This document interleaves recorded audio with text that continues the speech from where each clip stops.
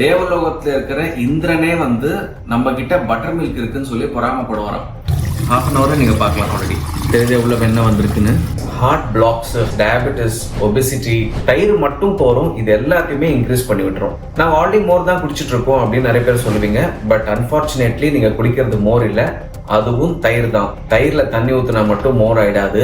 So இந்த வீடியோவில் நம்ம வந்து ப்ராப்பராக மோர் எப்படி ப்ரிப்பேர் பண்ணுறோம் அப்படின்னு பார்க்க போகிறோம். சின்ன ஒரு மெஷினில் வந்து பண்ண போகிறோம். இந்த மாதிரி ஒரு மெஷினில் பண்ண போகிறோம்.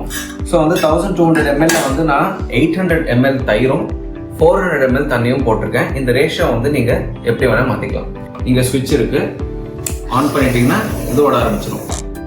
அதுக்கப்புறம் வந்து உள்ளே இருக்கிற பட்டர் செப்பரேட் பண்ணலாம்.